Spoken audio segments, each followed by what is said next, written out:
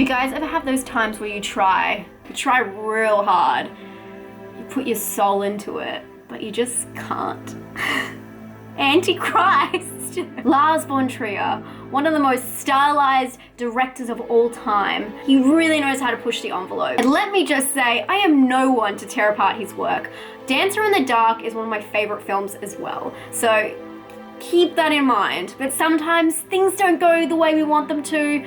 And as much as the greatness is meant to come through and be shone upon us, I'm just really biding my time to say that this film is not for me.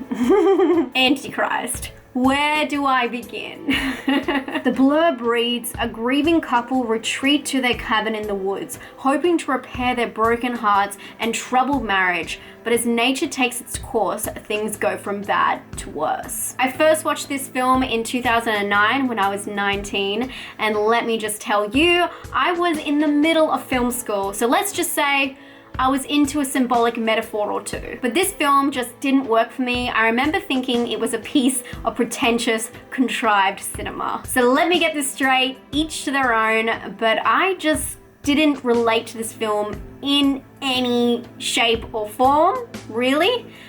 So this was not for me. I put it politely. I'm sure you guys can see where this is going. Unlike all of my second chance films, where I loved a film and then I kind of thought about this and it kind of changed my mind, or I hated the film and I watched it again and then I decided I really liked it and I didn't know what I was thinking at the start. This film has not changed for me. 19-year-old Emma, I didn't realize we were so similar. Now, let me repeat the blurb.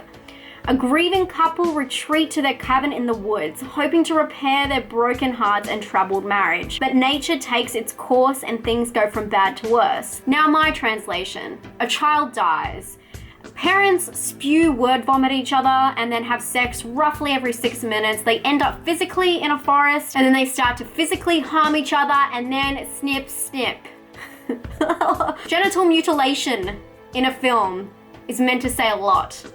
And I'm sure it did, but not to me. I know there just has to be a reason this film didn't work for me. Perhaps it's because I'm not a parent, but the grieving aspect was pretty much the only part I related to.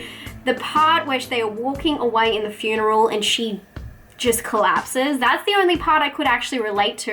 And I thought maybe this film would speak to me better, 10 years-ish later, being that I've been through mental health issues myself and dealt with it with other people. So I felt like I could definitely relate to that aspect. I thought I would be able to, but I just couldn't. Everything just felt like they were missing the mark for me. And as conversational as this film is, I felt like everything worth saying was left unsaid. So maybe I could have actually dealt with a little bit more deers running through the forest and acorns dropping on the roof, because the acorn thing actually spoke to me. What? I needed more acorns, less psychobabble bullshit. Things I can't ignore about this film though, it has beautiful scenery and the detail of the slow motion shots and the insane color grading throughout the forest.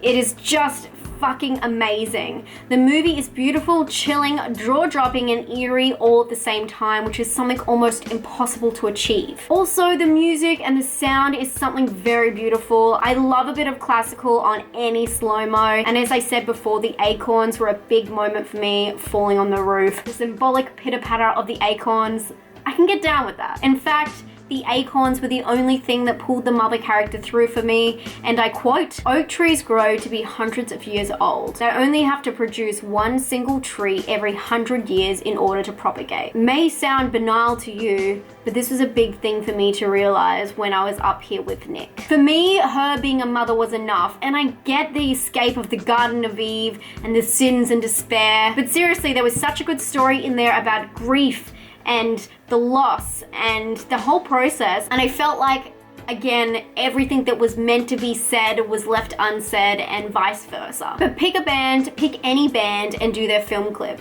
What I mean by this is that the idea of the movie itself is beautiful. The story was very special, but 1 hour and 48 minutes of them exploring the same theme over and over and over until it drives you to genital mutilation, it's just not for me. I'm good, thanks. And for that reason, I'm gonna give it a 4 out of 10.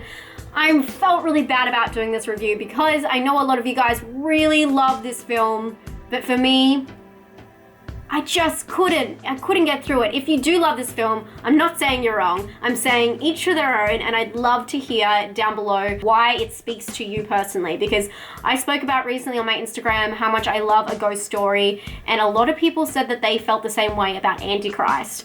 And I'm like, but I would love to hear from you guys what you think down below in the comments, and I'll talk to you guys in the next video. Stay spooky. Bye.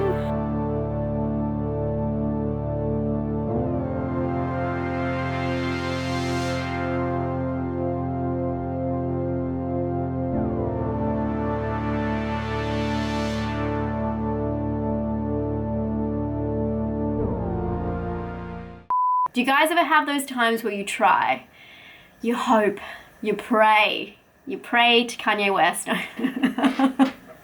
I'm winding you all up now.